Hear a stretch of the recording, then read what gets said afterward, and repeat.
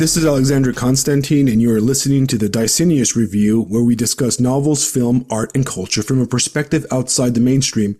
The review is a Substack podcast, but you can listen to us on Spotify, YouTube, Apple, and anywhere else via RSS.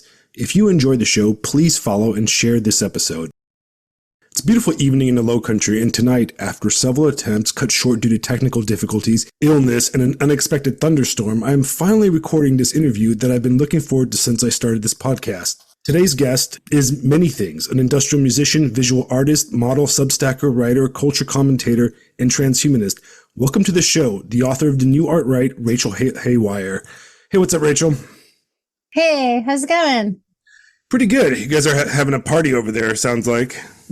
I am not involved in this party at all. I just live in New York City, where you have to live with other people unless you're a millionaire. And my roommate is having a dinner party that I have no involvement in whatsoever. Well, you know what? I lived in Los Angeles for the majority of my life. Now I live with alligators in the South, so I understand, okay? All right. You pick, didn't you choose?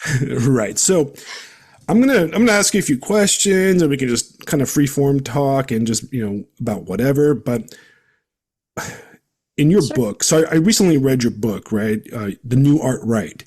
Towards the end, and what I think is the most powerful essay in the book, called Towards a Dark Bohemia, you open up by attacking the idea of reason as a watered-down Enlightenment philosophy of stagnation and control, and you champion the concept of the dark bohemian as a spiritual revolt of art, music, philosophy, literature, theater, film, and live performance. What is that about? How do you see that in our world right now? Well, the dark bohemia for me was the bohemia, but in a darker set of expressions. It was the art and the music and the literature and the theater from the alternative subcultures back in their heyday in the 90s, but with a darker aesthetic that wasn't necessarily easily digestible, easy to consume, reasonable, or, good vibes only. It was confrontational. It was provocative. It was definitely not what mainstream conservatives would call beautiful. It was actually challenging. So I call it the bohemia to signify this bohemian aristocracy of creativity that was confrontational and provocative. Right. And you know what? That's exactly what attracted me to your work. The idea that art is transgressive, art is challenging. And we live in a sterilized kind of world, I think. I think that if you look at movies or art from even as recent as the 80s or early 90s, you would be shocked by what they were allowed to put forth in these movies. And you go, man, they could never make that today, because we have become so almost corporate or, Mall of America in a way, at the same time pretending to be transgressive. But mainstream everything is not in the least bit exciting or transgressive. So that's what I think is fantastic about what you wrote.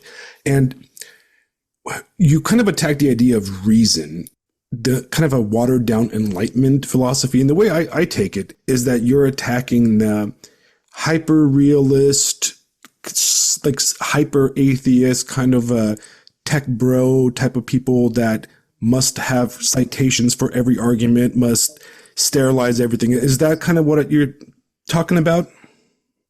Yeah, the over academic, over rational, over factual lack of romantic essence that the new writing in the mainstream has. It doesn't have any really vitalist thrust or pull to it. There's no avant-garde insurrectionary feeling. It doesn't move you. It doesn't really do anything. It's stagnant. There's a lack of movement. There's a lack of fluidity. Right. And it's dead. It's fucking boring, right? Yeah, it's boring and it's dead, and there's nothing there. There's nothing there. There's nothing to see. Right. I mean, behind the curtain. in a mainstream like representation of what you're talking about, Would you say that this is basically the endless amount of remake movies, constant, stuck in a cycle of a throwback to like wannabe 80s stuff? Music is just, pastiche of previous eras of music. There's nothing new and fresh. Is that kind of what you're talking about? Yeah, I mean, with the recent marketplace, I refer specifically to the endless managerialist citations among citations without any meat inside of them. But the remix and the remake culture are also very relevant here and are a big thing that the Dark Bohemia is countering, which is this recycling of these used ideas that no longer have any true gratification for the cultural vanguard. They're sort of just marketed to an audience that, well, we're not their demographic. Like Right. these films and these songs, they're not made for us. They're made for like immigrants and children. They don't want our money. So we kind of have to go off and film our, not film, but we could film things too. Film everybody listening to this, start your own films. But we have to form, like our own bohemia. Okay. We have to create it ourselves. Right. And your conception of the art right is that it is like a vanguard movement that puts art first, but an art that's informed by a reactionary and romantic transgressive politics, free of the neoliberal banality of today. How do you see this movement? Is there a movement, and where do you see it going? I'm hesitant to call it a movement because every time that you call something a movement, it becomes a populist type of, well, there's a lot of infighting and people fight over like names and there's a lot of like petty turf wars and that kind of thing. So the minute you call something a movement, you're already kind of degrading its essence. Right. Absolutely. I mean, I would more just refer to it as a cultural vanguard.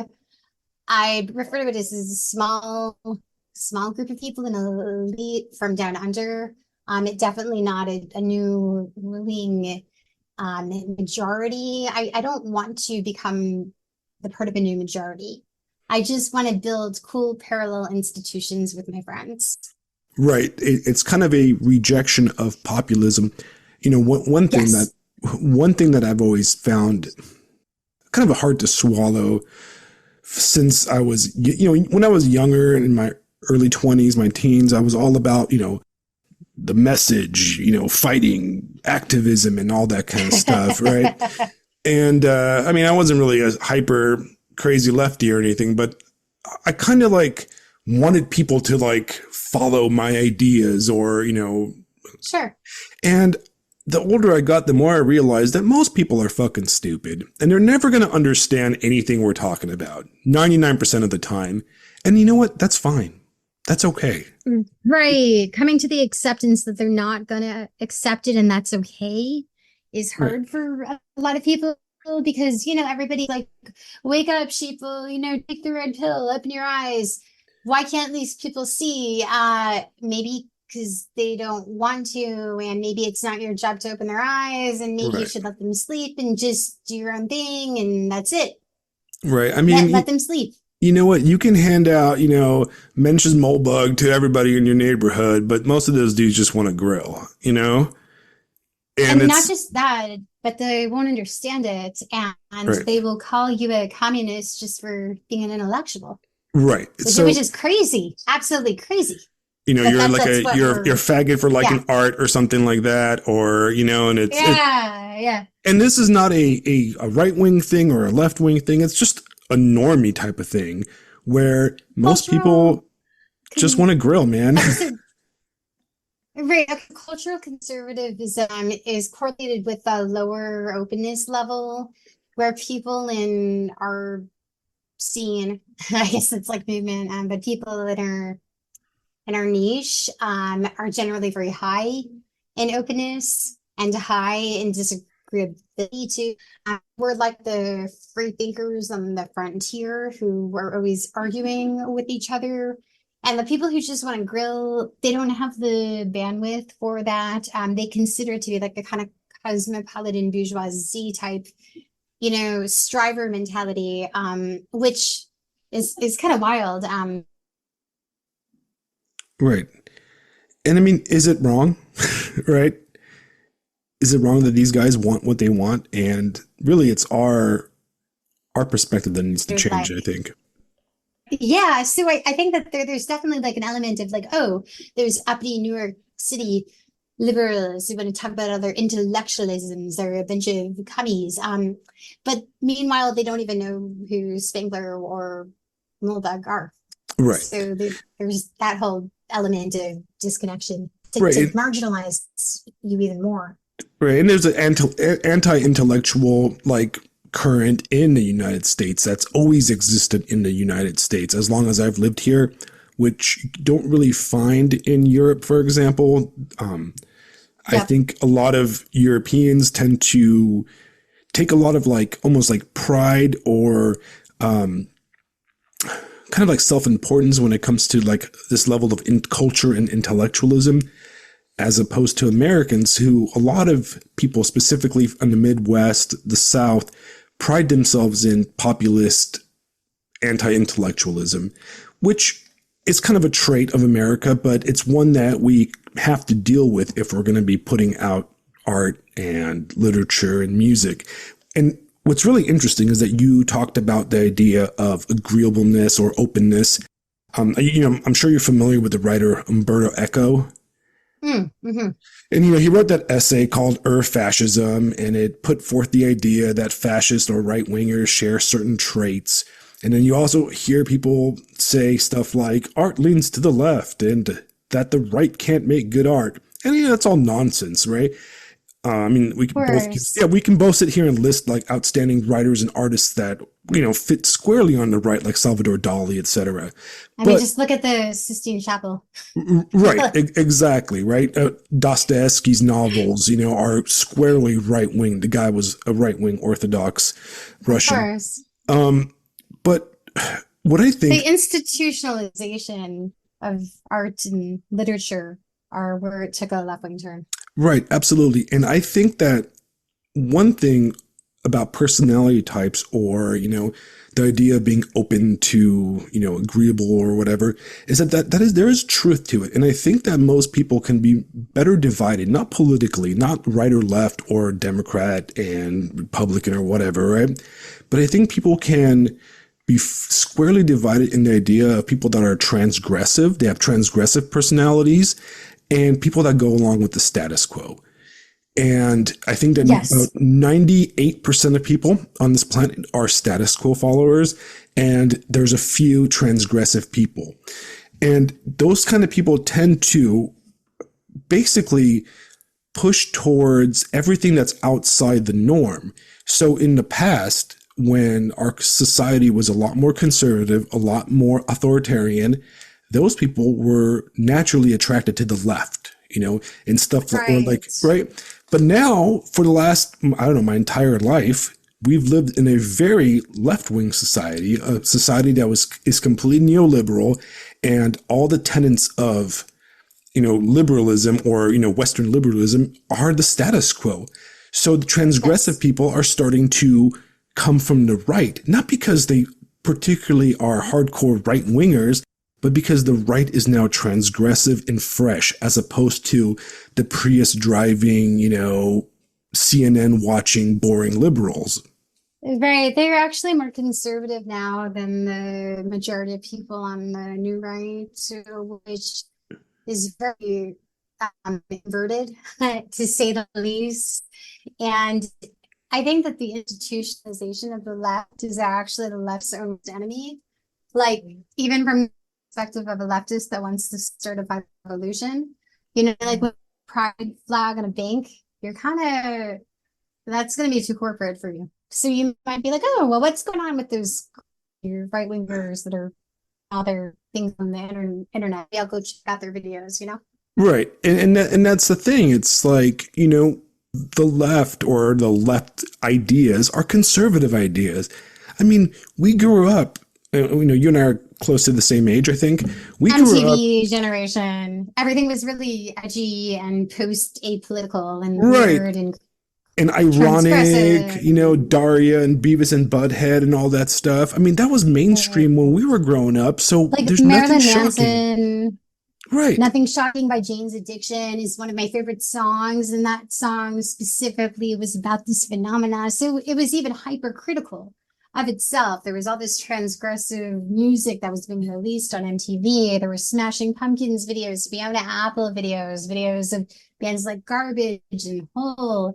This was the norm. You could turn on MTV as a 15-year-old kid and you could see a Nine Inch Nails music video, which was more transgressive and out there and confrontational than things that people even know exist today. Like the Right. most transgressive thing they might know is like a meme that they saw on Right. a Discord channel. Like they didn't grow up with the same transgressive culture that we did. Right. And I hate to get into this pop culture shit, right? But what was that? Was it Rolling Stone or something, or Esquire? I don't know who did the actress that was in Twilight. What's her name? Oh I my. actually don't know enough about anything related to Twilight to Anyways, answer that this that that that actress is now like a kind of, she's like a hyper lesbian, and she had this like photo shoot in Rolling Stone where she was dressed all completely butch, and she has like a uh, mullet or whatever, and the tagline was like, "This is the most gayest thing ever." I'm like, actually, no, bro, that is not the gayest thing I've ever seen. That's actually dull. no. That's what every girl looked like when I was living in San Diego and going to bars in San Diego. Okay, there's nothing fresh about that. Right. The gay culture and even like the 80s, I know that you're into like a lot of the same goth industrial Right, music as me. You were even a musician yourself. Bands like The Cure and Bauhaus, they were gay and they were great. They were gay in a transgressive way, right. not in David Bowie. an acceptable. Bowie was like the ultimate transgressive, esoteric queer crypto fascist artist, and he did it all so precisely and originally. His influence was his philosophy. Like he grew up reading Nietzsche, Right, and then he incorporated all these musical and theatrical elements into himself that he was creating as a work of art. You've got that is like the ultimate gay. Like this is like more queer, than anything that's come after like Bowie and the Cure. That you're not gonna get gayer than that. The thing is that back when gay was cool, back when gay was transgressive, right. Which is not anymore. Sorry, it sorry, was gays. I'm it's you sorry. missed your boat if you were born after the year 1980, or you're not gonna have a transgressive gay culture. You are already the mainstream. You're never Right. gonna get to go to a good Stonewall riot. Give it up. Your time will never come. Goth dudes dressing like chicks was old when I was going to see London After Midnight in Los Angeles. Okay, so it's like, Oh yeah. just it was old then, so it's We had it definitely in the industrialists and the girls, we would all dress like tank girl because we were rivet heads. There is a distinction between goth and industrial. Most people don't know that industrial people we call those rivet heads, and all the female rivet heads were masculine as fuck, but they right. weren't doing it for some like gay political cause or like social justice flag on their social media because all they were on was MySpace music and none of that shit was happening. Then there was no culture war. It was just a hot ass hardcore chicks making and dancing to music, dressed masculine as fuck, doing their own thing, identifying as hardcore bitches. They didn't call themselves trans or Right. anything like that. They were Just just were. hot counterculture Yeah, they just had a good alternative time, chicks. like it was Yes. an artistic time. It was a time of presenting yourself as a work of art almost. And I mean, I Yes. don't know if you saw my stupid little notes on Substack today where I was like, I remember when goth punk and all that stuff used to be about music and going to shows, and now it just seems that it's Instagram stuff. Like nobody's really going to punk shows or anything. They're just doing Instagram OnlyFans. I mean, there are still shows. I went to shows for a while in LA in the Bay Area, and people started coming up to me and I tell this story to new people. I'm like, and they would say, I secretly agree with everything you say on the internet. So it was like they were afraid to say all these things online because of what their friends would think, but they actually were agreeing with me the whole time online. So my impression is that these transgressive music artist people are just scared of being ostracized by their friends. Like if you talk to people that haven't been online very long, that aren't really familiar with politics, that just like have to work normal jobs that are in these alternative scenes, right? Right. They're gonna tell you like they're afraid of getting fired and disowned and ostracized. Like I have a friend in the goth scene who says that his friends were all defriending him and making a scene out of it because he said something that was mildly not anti-Trump. Like it wasn't even for Right. Trump. He just like didn't condemn him enough. And so people started like ostracizing him and he was like scared and horrified of this, like genuinely terrified. Yeah, no, it's insane because I actually get the same thing. Um, I we probably rolled around in same circles at different times in Los Angeles, and I remember even back in the day, it was kind of like that too. Like I remember there was that huge like vegan scene in the goth scene where if you wore like leather boots, you were like a monster. I don't know if you remember that. Oh yeah. I remember like the straight edge hardcore, like skinhead Yeah, infighting. So I used to wear pink boots. I mean, I'm sorry, pink laces on my dock boots just to confuse people. You know, I'm my own breed of skinhead. That's how pseudo creatively narcissistic I was. Living work of art, D'Annunzio, even at 25. I don't know, I'm gonna wear pink laces. Right. And right. there was this weird like infighting of all these different subcultures that I don't even know if people remember that are still alive. Like I tend to default to all my friends are dead that were more hardcore than me. Right. I mean, all my friends are old like me now and have kids, All and my punk friends that are still alive, assimilated into the system, the rest are dead. including myself. I mean, There's no real I'm punk enjoying it. anymore. Right. Well, like how you said that you had friends come up to you. I actually just had a very similar setup. I have this friend, and he was an acquaintance, and we used to go bar hopping together. And we weren't. I wouldn't say we were close friends, but he was an older guy, and he's a photographer, and he travels around the world doing photography. And interesting dude. And I think I like posted some stupid meme on Instagram about it was like a death in June meme, and Right. he sent me a message, and he's like, "Do you like Death in June?" And I'm like, "Yeah, I do like him. Yeah, like I don't love them, but I do enjoy that neo folk stuff every now and then." Oh my God. And he's like, "Well, I just recently started listening to them, and I love them. I never listened to them because." I felt like people would judge me for listening to them. And I'm like, Oh my God. Wait, so shouldn't the left be happy if we're queering fascism? Doesn't that sort of like right, protect them? Like, isn't that holding the line for them in a way that makes them safer? Like, just like purely rationally, like from the perspective of like an economist, shouldn't they be thankful for right. having And achievement? this is a freaking guy in his, what, this guy has to be like 50 right now, right? That does not listen to a type of music because he is afraid of being judged That's by, so sad. That is like the worst. Oh my God, this is so anti-art. Like that this right, is why I started writing about this kind of thing. This is like actually what radicalized me was people being afraid of music. People being afraid of writing. I remember there were like protests against stuff in June. And I had a friend tell me that when he was in Austria, there were actually like a bunch of literal neo-Nazis that came to like beat up the Death and June band for their show for appropriating their culture. right, But meanwhile, here in America, people were beating up the bands for going just to see them in Denver. They weren't even going after the band for their like alleged ideological crimes. They were going after their fans for like attending their shows. I'm like, well, you guys are anti-music. right. That is fucking evil. It's wild. And I remember back in like the 90s, they used to have Death in June t-shirts at Hot Topic. Oh my God, did they really? They did. My younger brother worked at Hot Topic, and I remember the Death in June, skull, SS totem That's comp thing funny. or whatever. This transgressive worker got that in their Oh, it had to pockets. be. Yeah, it had to be. Liz, And high five from back in the day, but Yeah, and I think to like a lot of people not in any type of scene, a lot of normies, this sounds crazy, right? I mean, it sounds crazy that like you can be I don't afraid of remember listening to for music. sure it's not Hot Topic, but I do remember Hot Topic going from like alternative goth, industrial, a little emo to Tumblr activism. Very, very good. Okay, and I heard this story about how Emily the Strange, who used Hmm. to be like this gothic mascot, was just like some chick that they didn't give any royalties to.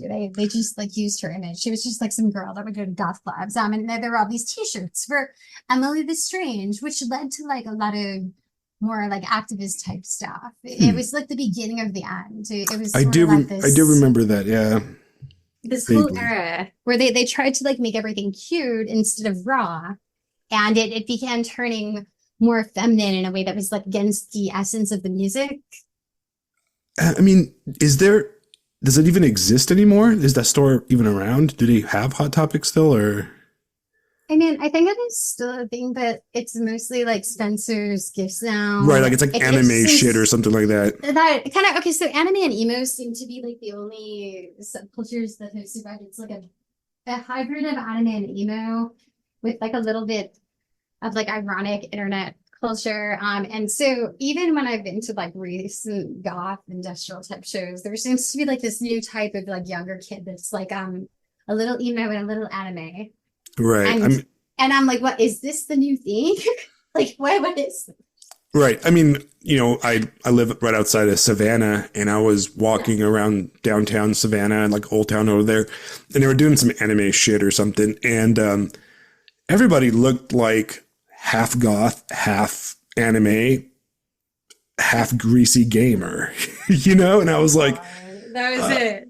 what's going on here? I don't know. I'm so lost. I'm old. I'm basically one of those like Grateful Dead hippies were to us, like I'm I don't pathetic. know, like fat Tumblr, fat something to share about his gender. I don't know.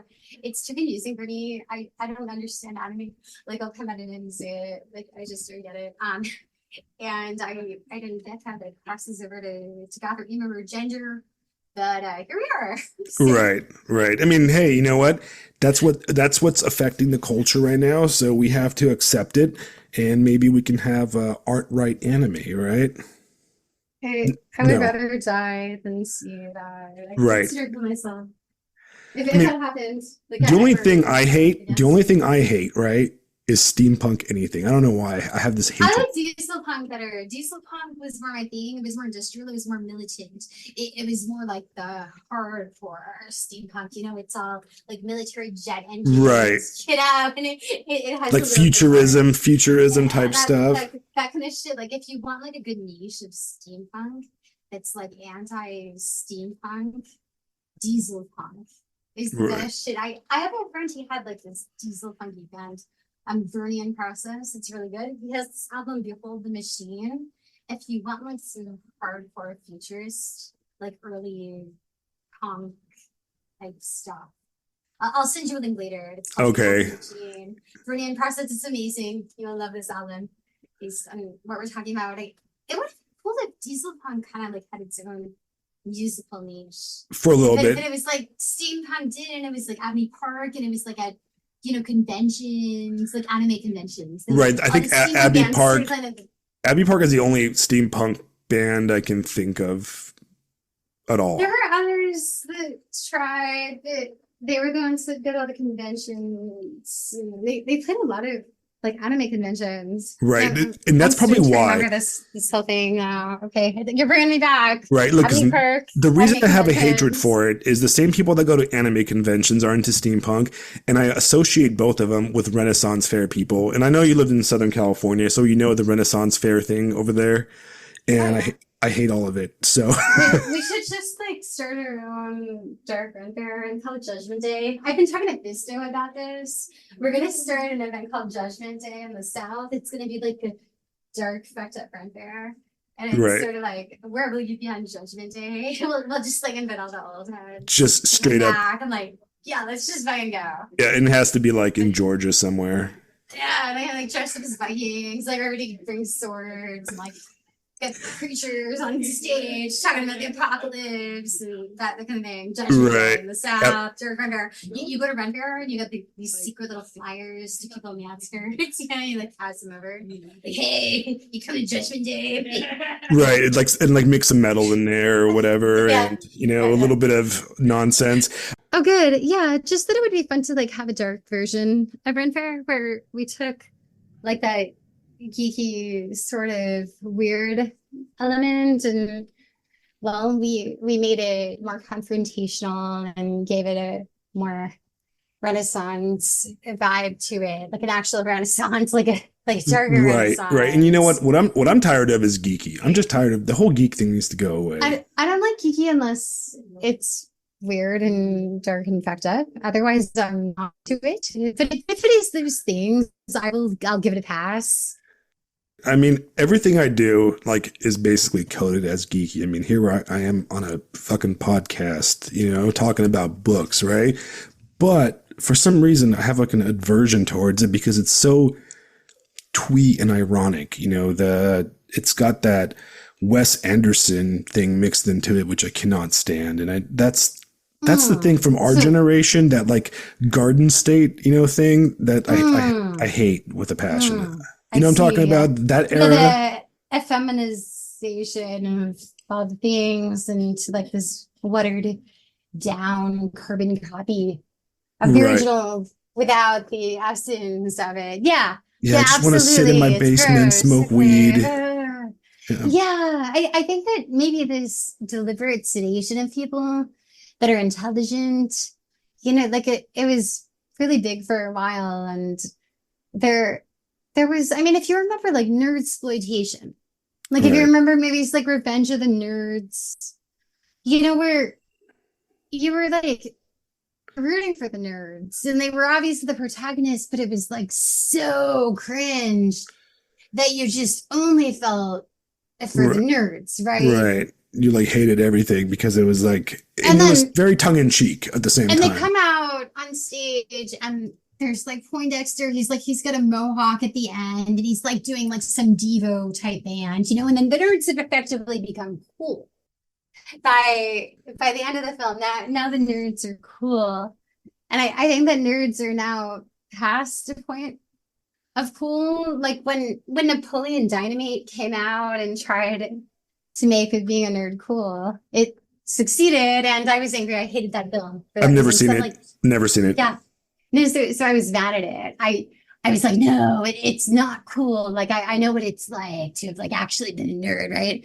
To have actually been a geek, it's not cool. Right. But they tried to make it trendy in a way. And it sort of became like that, Right, like the dorky schlob, living in the basement, the whole knocked up, stoner loser thing going on. That was really our adult generation. That's like our coming of age stuff. In a way, it's that whole like grunge dropping out of everything, don't care about one's hygiene or appearance being yeah. You see a lot of it in what's his name? I haven't even thought about this in years, but like Clerks. Oh yeah, Kevin Clerks Smith. was like the proto asshole geek thing going on, And his movies were so derivative. I'm sorry, but like how many self-referential takes of yourself can you have? Like he was too hyper meta for me. I'm like, come on, we get it. It's a joke about a character that it was in another one of your films, been another character. Right. It was so formulaic. And so Star Wars. I found Kevin Smith really formulaic in a similar way to Star Wars, actually. There was a formulaic thing that was happening like in the early mid 2000s where I guess like all the Adult Swim kind of like counterculture mainstream became like fake ironic and fake cynical in a way that sort of like carried on to, I guess, like dirtbag left, like left-wing edgy journalist types, like Right. Vice Media. Everything's ironic. Everything's dorky and ironic. Gavin, Vice Media's soldiers, those guys. So I feel like they were kind of like Kevin Smith coded I hate to use that term now, Uh, but Um, you know what I mean? I mean, They had that like the Kevin. whole internet is Kevin Smith coded. If you really want to Oh be my god! honest, right? Right? Oh my The, god! Yeah. it's all Kevin Smith coded. And you know what? Hey, listen, when I was in middle school, I think back in 1998 or 90, no, I was in high school by then, 1996, I liked Clerks, okay? I remember renting it. Me and my friends I thought it was the love coolest fucking thing, Clerks. I right? loved Clerks, but everything that came after Chasing Amy, Right. not so much. And Even I Chasing liked, Amy was like borderline. I was like, I, I remember liking it. I don't think I've seen it since I was like a I saw it in the teenager. theater. I saw it in the theater. It felt like it was great, but it was like something was on. Yeah. My wife, the reason, one of the main reasons I haven't seen any Kevin Smith movies in years is because my wife has a hatred for all that stuff. And she's like, I'd have I to be think by they tried myself. too hard to make to make being a lesbian cool. I Yeah. think like Chasing Amy was like you don't need to go to that much effort to make being a lesbian cool. Like we know being a lesbian is cool Right. if we're already lesbians. But you know, that was the ultimate like beta male fantasy in a So was way. he like the first like cultural liberal filmmaker of our generation? Possibly. I Like mean, was he he's a like Gen the Xer, right? So oh that's right. He's an older but he was so influential in our generation. I he mean was, because it was definitely the MTV era, you know, mhm. that, you know, his movies and the one that had Pearl Jam in it. I forgot what was the name of that movie when they're like in a band. Oh, Mallrats. Not Mallrats, like Dazed and Confused. Okay. Fuck, I can't remember. I know I had like Pearl Jam The as one like with a, the two names. Yeah, that one. Um, I had the guy's names and maybe I totally forget. It's totally like yeah, me. But yeah, I feel like there was definitely like a loser edge to a lot of his films that carried on with the grunge era. That was definitely like on the heels of like this post Adult Swim sort of like right, cynical irony as a default mode. And, you know, right, when people began talking to each other online, they took on this default irony, right. I mean, the whole like internet is lack of hidden by irony. sincerity, this lack of sincerity. Right. Like even early internet, sincerity was taboo. It was like sincerity had suddenly become taboo in our generation. Right. And you don't see it so much in the younger generation at all. I tend to work, so I happen to work with a bunch of normal people and a lot of younger people that are in their early 20s, mid 20s, and they're completely different than our generation. You know, they're a lot more sincere, a lot more aware, and I'm actually a fan of the new generation, to be honest. They're just not well educated and like well culturally educated for the most part.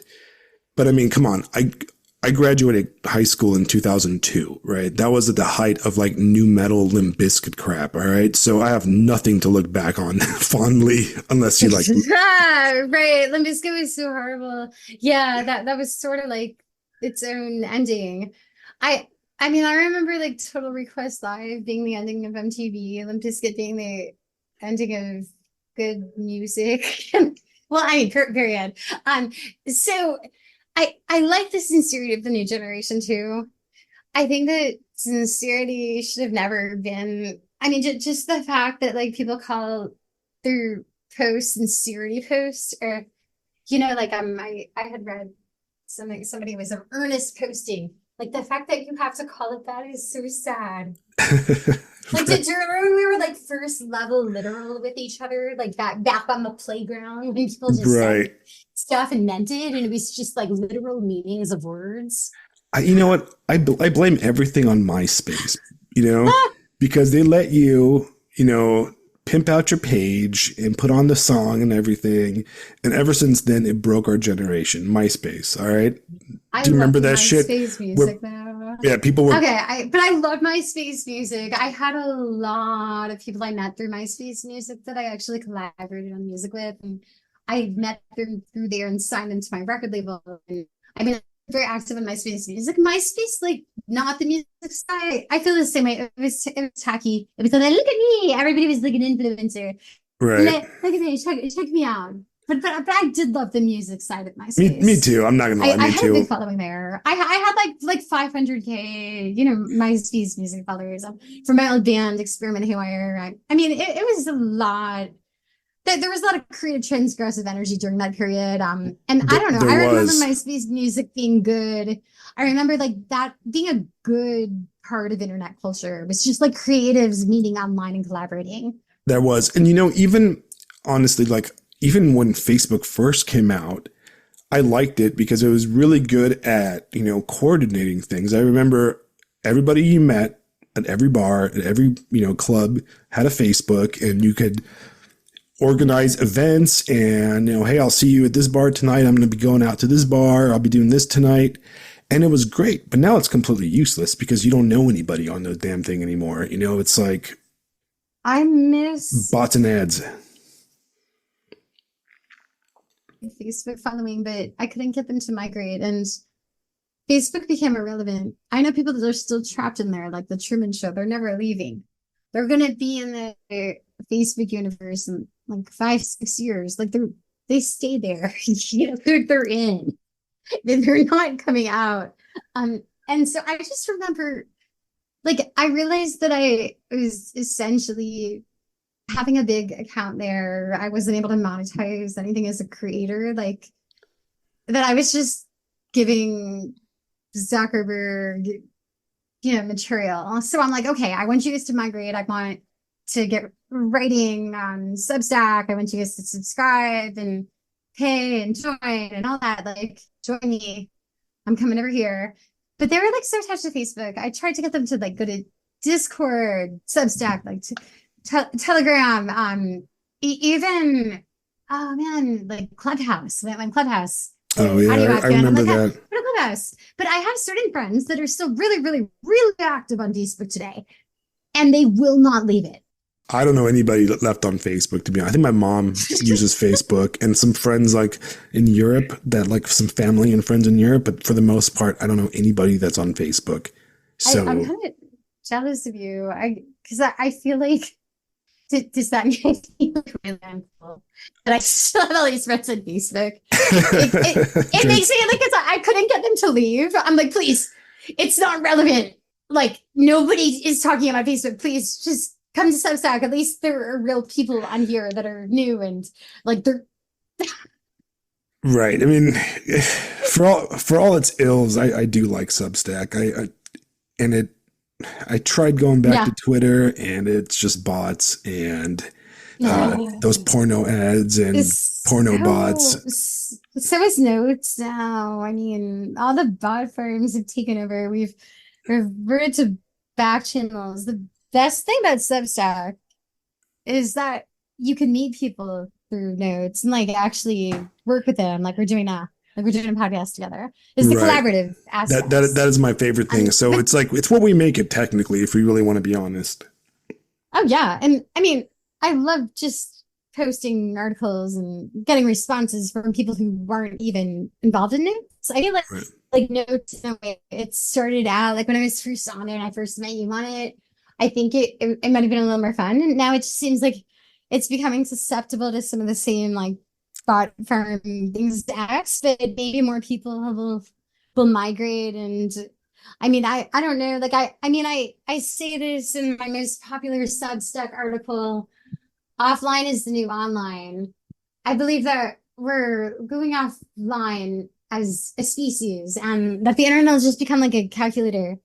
Right. It will just be a mere tool that we use. People are sick of all these bot farms and networks have begun to federate and people are moving into these micro tribes and that's just the world we live in. And I don't even think the internet is going to be a relevant thing Right. for I that much agree with longer. you. I like that article you wrote, and I agree with you because it's like, and I think the main reasons, the reason we're going in that direction is the tech companies, the social media companies themselves got greedy and allowed bots and allowed the focus to be on advertising. And what's the point of a social network that doesn't show you what your friends are posting? You know? Yeah. I mean, okay, so some people they can game the system in a way that I tend to think that maybe Substack will get a better handle of. is there more people coming to Substack? So I'm still bullish on it for that reason. Is that it's still early, so I still think it's good. Like Notes is better than X by far. X is like a fucking Babylon porno. Yeah, Like I'm like, whoa, like that's I just went. yeah, it's wild out there in the land of formerly known as Twitter. You know what? Well, Hey, it's so go ahead. sorry. I'm sorry. No, go ahead. Well, I was going to actually change the topic a little bit because we're talking about social media, right? And so one of the things that I've been wrestling with myself is that in a lot of our circles, our social media circles on Substack, specifically the more traditional kind of conservative ones, art and artists are not the primary focus. All right. It's safe to say that a lot of people that would be in our allied circles for the most part tend to be culturally and artistically illiterate. Right. And worst of all, they kind of see transgressive art as liberal coded or progressive coded. So they become hostile to the kind of stuff that I'm into. So I have to think that's a common problem with people like you and people like me and other artists and musicians that tend to come from a left-sided thing because they consider us degenerates. All right. I mean, okay, so the thing about that, I mean, this is like I wrote my book is because I knew there were other people out there that also had this experience, and I wanted to motivate them to get together, collaborate. Like, this is us, this is what we are. We're the new art, right? Here we are. We're gonna make things now and create, and yeah, that's it really. And so when you meet others, like it can be like, okay, yes, you know exactly what it's fucking like for people who are more left wing than you to think that you're more left wing than them just because you're creative. Right. And I find that like so disturbing as a notion that creativity is like left coded to like some, I guess, like radical traditionalists who you would like sympathize with philosophically, but that they still see like artistic self-expression is like some facet of communism. I mean, I will side with the Bohemians on this, like when it comes down to it, in the culture war, like I'm a Bohemian before I'm a rightist. Like I'll always be an artist. Right. And you know what? That's the position I think that I like to take because realistically speaking, I've had left wing people call me a fascist, fascist sympathizer. And I think somebody posted something I wrote on like Reddit a few years ago and it was like, look at this fascist reactionary fuck, And then I've had right wing people call me a degenerate, person because I like pictures of titties and stuff. You know what I mean? Yeah. Oh, I remember posting a song about this. It's my magazine. It's called Surrounded by Both Sides. It's like, yeah, stuck in the middle with you. Radical centrist. Right. Whatever these people are, I feel like there's a certain understanding. If you're a creative who doesn't agree with the prevailing dogma, you understand this feeling of isolation, which can lead to like elitism and self-marginalization and also just like an existential what the fuck is even going on? Right, an existential loneliness. And I've kind of made it my personal motto recently that if I put out some work and all sides don't hate it, then I failed. I wanted to piss off everybody. All right. Like I want to piss you off. I want to piss this guy off. I want the trad bros to call me a degenerate. I want the left guys to call me a fascist. I want, the gays to call me a homophobe and the straights to call me a queer. That's what I want to be. I want to fucking piss you guys all off. You want to always be in the extreme radical center at all times. Right. Yeah.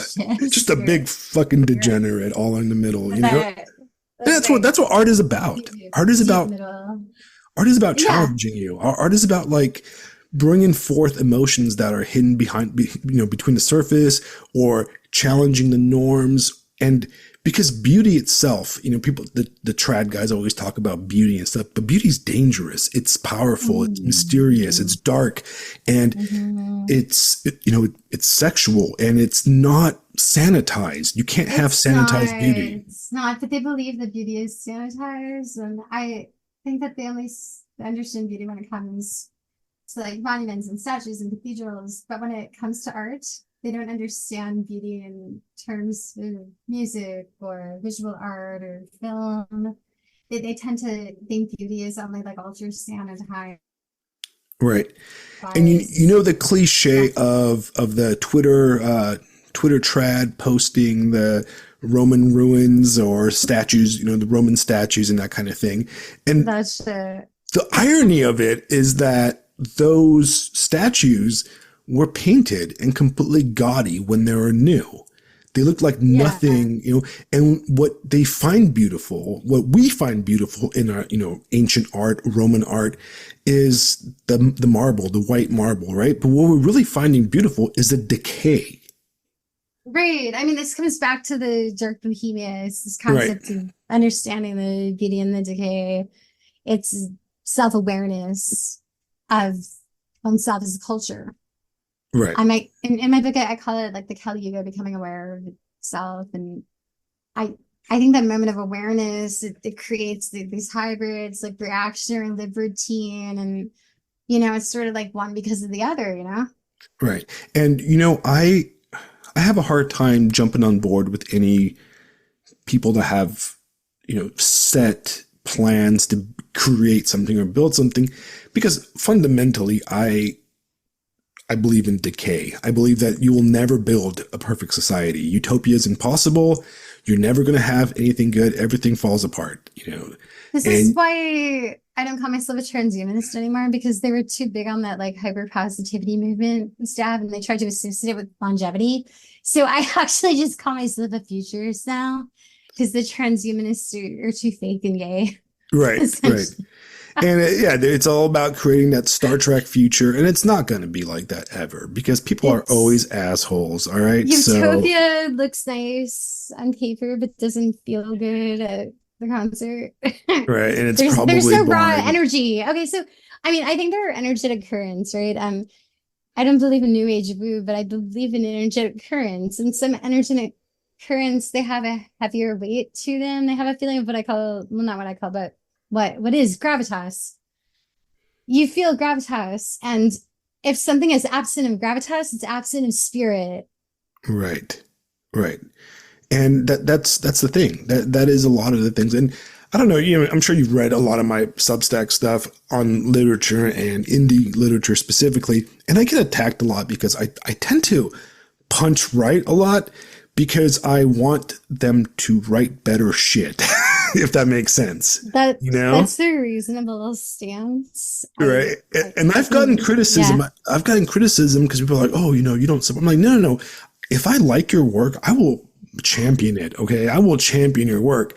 But if your shit sucks, I'm going to tell you. All right. My Schmittian grand enemy distinction is your writing or art or music good. Right. If it's not, I'm gonna be like, you're my enemy until it is. That's just what's up. Just straight up make good stuff. Right. And then, you know, and to be honest, there's not a lot of good stuff out there, but there's not a lot of good stuff out there I anywhere. feel, I mean, okay, so my theory, this is gonna sound like hyper McLuhanist or like Baudrillarian. But I believe we're reaching a period of in 5 years what we're gonna call anti-woke Hollywood, which is going to be like this hyper acceleration of like all this dissident right culture into these sanitized blips that become the mainstream. And that we're actually like on the way to that now. And it's going to result in anti-woke Hollywood, which is going to be glorious for a couple of years. I see this as a futurist. It's going to be glorious for a Right. few years, right? And Glorious then future. amazing, right? Anti-woke Hollywood, Right. best shit ever, right? And then it's gonna like start to lose its essence and its thrust, and people are gonna remember like how good I was. And so I think it's coming like the sanitization, the distant right is coming. It'll be great for a couple of years. Right. Get And ready for a few good years. we're definitely seeing a lot of that right now, even in Yeah. mainstream movies, right? You're seeing this shit a lot in mainstream movies where Oh. there's a lot of criticism of, you know, woke stuff. Like there's that scene in what was that movie last year with the conductor that got canceled? Oh shit. And then like White Lotus is a good example of Oh yeah. kind of like transgressive, making fun They of the try to left. be, yeah, like we were just watching Barbie and we realized it was like so meta commentary. Like everything in it is like making fun of everything. Right. So they, like Greta Gerwig was able to get away with doing a lot of like really beast, for lack of a better term, commentary, because she was metacritical Right. in her film. It's It, the it- metacritical. I hate meta everything. It's very Frankfurt School, and That's how she was able to get away with it. right. Like it by turning it into that, she was able to be like basically a dissident reactionary filmmaker. Like under the guise of meta. But You know? never committing to it though. And That's and the that's problem is that you don't commit to it. You're just you're not it's exactly. like I'm gonna like hide that Ken is the main character of the movie, and and he's like kind of like the soul of the movie, but I'm not gonna really say it because then I look like a reactionary. The minute you commit to something, you're on another level that is generally not as safe as when you're meta about it. And so the irony left, post Bernie Bro, post leftist types, they can still act that way about everything, but they're too scared to commit to anything. That is just like a jump too far. It goes back to like the Kevin Smith irony types. Like, no, I can't hold on to anything is a real opinion. Whoa, whoa, no. Right. It's like, well, it's like the Rick and Morty thing, like they're going to put these transgressive, degenerate opinions in, and they're going to wrap it in like Family Guy memes or Rick and Morty memes, and it's like, ha ha ha, look how crazy I am, and it's like, I don't really believe that, or, fucking, what do you call that? What's that dumbass game all the retards like? That could be a lot of games. The card game, Oh, Cards Cards Against Against Humanity. Humanity? Right. That game is dumb and people are lame for it. That game has always been like cancer. Whenever somebody like pulls it out, Ah. I'm just like, I fucking hate It's you. just like who can make the lamest fart sex joke? Right. But It's that like is the lamest like American low IQ humor right. That is that like makes us look shitlib like culture. unsophisticated pearls as an Yeah. Asian. Look how transgressively racist I am. Ha ha ha. And it's just Right. the stupidest. That is shitlib culture at its peak right there. And I've hated it even like a decade ago when that shit came out. People used to make fun of me because as soon as people pulled it out, I would walk out of the fucking party. No, Like, it's fucking like degenerate bullshit. It's like how queer became rubbed in the faces of the media. right. This is like the same dynamic of Cards Against Humanity. It's irony poisoning to the extreme. Yes. Right. It's complete irony poisoning to extreme. All right. So I do have more questions for you before we call it a night. All right. Right. So one of the things you've been doing, right, recently is hosting these digital salons, right? Where you have different artists, musicians, writers come on. They present stuff, discuss interesting topics. Sadly, I haven't been able to make it because I have a very busy schedule, and I know you have one coming up soon. Tell me about it. Tell listeners about it. Yeah, so it's coming up on Saturday. It's starting at 4 p.m. Eastern Standard Time. It's called Bohemian Banter. It is our third salon. We're doing a new format where we're just letting people come and talk and perform and share their ideas and get on the mic and do their poetry, read from their books, even perform musically, debate each other. Bohemian Banter. It's a chaos salon. People just come and hang out. And everybody should come and hang out for Bohemian Banter. Yeah, these salons have been a lot of fun. The first two both went really well. We had a great turnout for each. First was Total Renaissance. Second was Cover of Secrets. We had everything from musicians to philosophers to poets to weird artists and to creative writers and everybody just like talking and hanging out on, but it was more formulaic. There was a lineup, there was a schedule.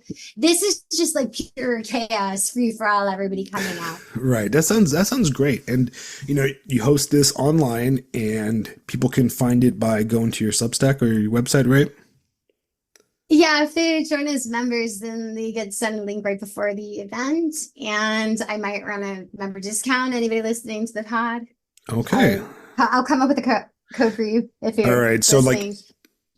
yeah, send me a link and I'll post it with the podcast first thing in the morning. And Awesome. I might log in. I might swing by. Okay. It all depends. Yeah. I don't have anything cool to share though. I mean, they're like, just come and listen and hang out. And if you feel inspired to share, then yeah. Right. One thing I do like that you're doing is that you're not like recording it and putting it out at all. I think that I like that a lot. I like that it's a one-time thing and it stays that. I hate how people always ask me, are you live streaming it? Are you recording it? I mean, I throw in a lot of events and people have asked me that for the in-person ones and the online ones. And I'm always like, no, if you're there, you're there. And I don't want to violate people's privacy. I want people to feel like they can say what they want without worrying about being on a recording later on. So I never record my events. And it's the one-time thing. If you're there, then you're there. Right. And it does create kind of an exclusiveness to it. And I'm a believer in exclusiveness to a certain point. Right. I'm a believer in it to a point that might be further than your certain point. Right. And because you have to have a barrier to entry or you're just, okay, look, if you record something for a mass audience, even if a mass audience sees it, like there's a natural pollution that's going to occur. Like I prefer to keep things pure among the people who are participating in it. It definitely, it keeps it what it is without, defiling its initial essence. Watering it down, and we live in a world important. Essence like core essence. Right. When it gets like changed into something that's like the opposite of what the initial thing was, it's like, what the fuck just happened? Right. Well, where are we at now? It's kind of like how you have your, I used to have like, my favorite bar. And if it becomes popular, you're like, fuck, I don't want to go there anymore.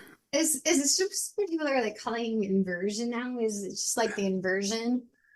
It's like the explanation for all this. It's the great inversion. Right. What's the turn? The turn is a good term I actually heard because we're hitting the turn. We don't want to be inclusive anymore. And, we grew up in a world where it's like everything has to be inclusive. Video games, inclusive of everybody, blah, blah, blah. And I'm like, what? Fuck it. I don't want to be inclusive. I want to be exclusive. Okay. I don't want every fucking buddy coming into my shit. All right. I only want people I like. Fuck you. The more rare, the better. The best flavors is rare. Right. And I'm not saying it's this. Like you go to the back of a record store, the rarest record is going to be the most expensive for a reason.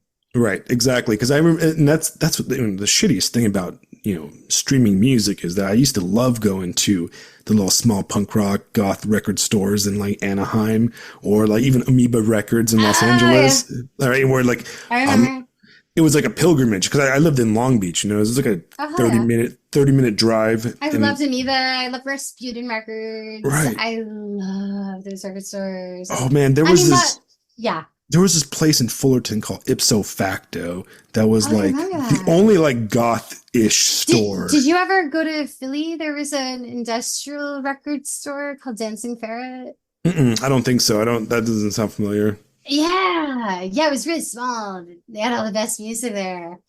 I remember, Ipso Facto, and there was another in LA.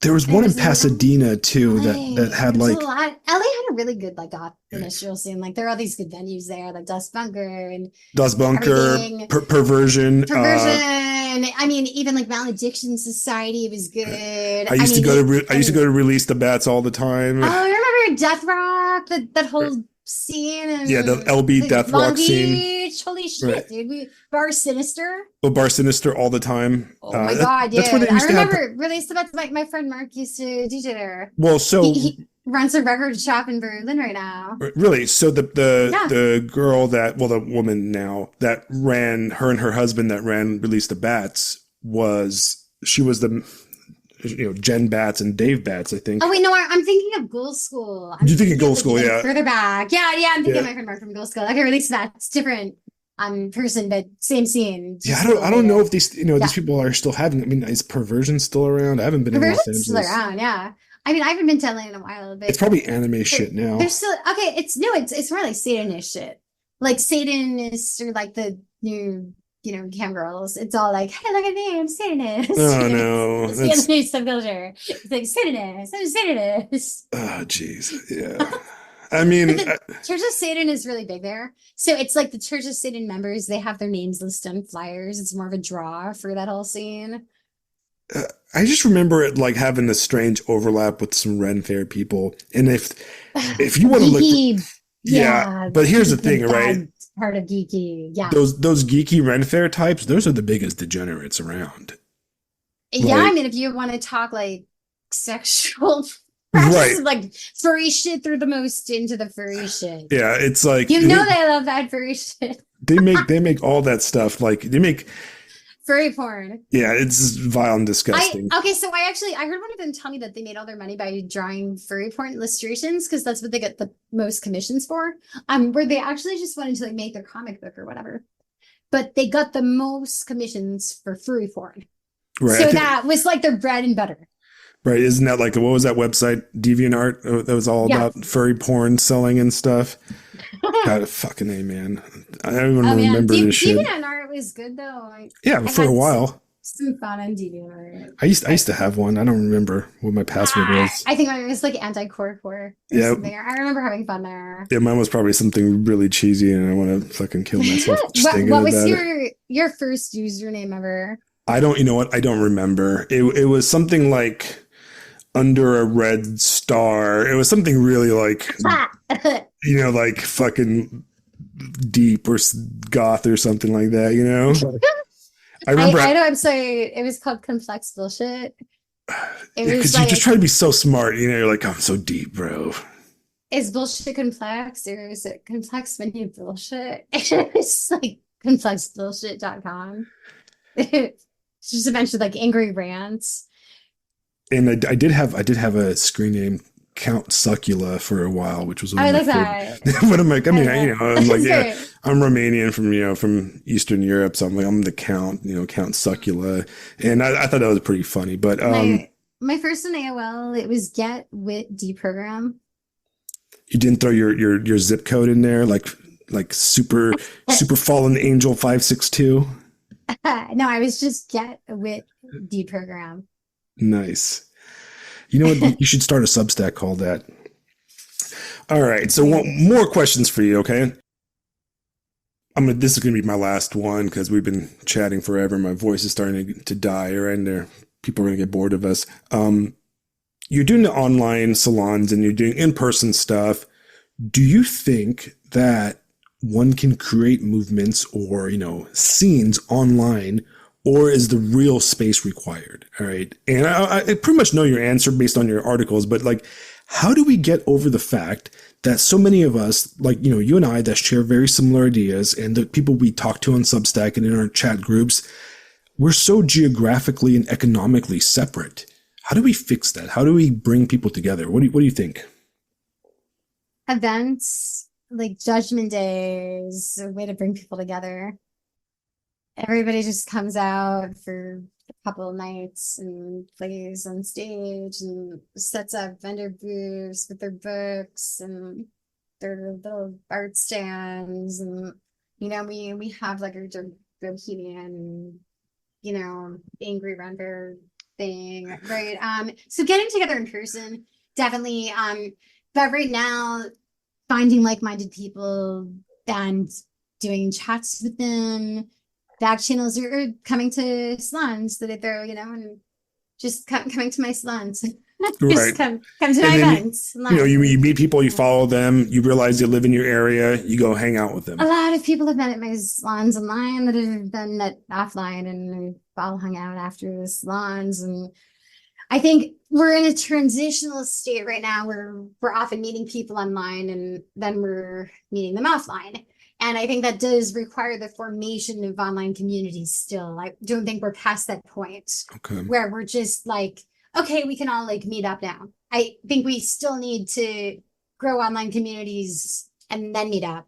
Right. We're not like at the point of, I mean, what you're saying about all the geographical and economic differences, it's significant. And I think coordinating in ways where people are throwing events and getting to know each other, that's the beginning, I guess, of our, parallel society, right? I mean, we're sort of like growing it now, even in these online groups that we're creating. I Right. mean, this is sort of like these parallel institutions are taking place in these digital corners.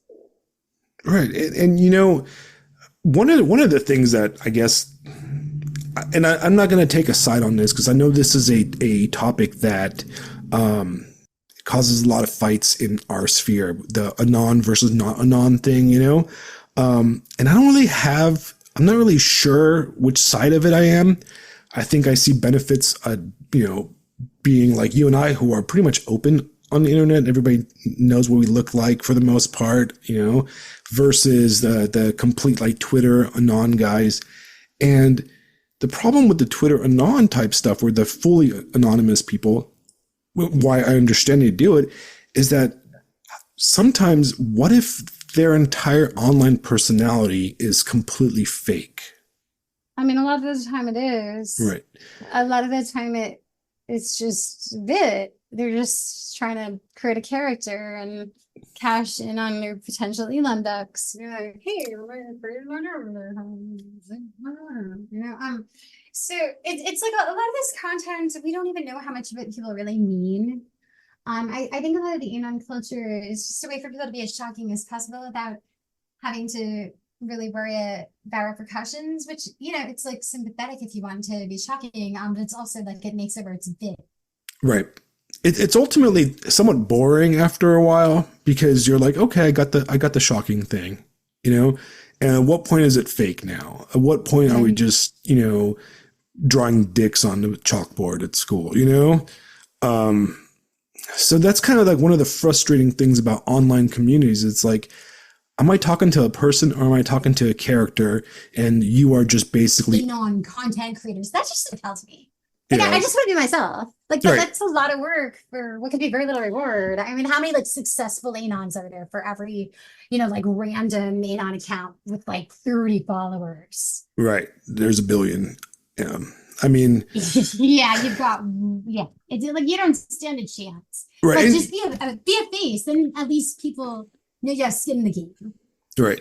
And it is about skin in the game, but honestly, like, I think it's easy for me to say that because one, I never even thought about anonymity because I don't believe you can. If people want to find you, they'll find you.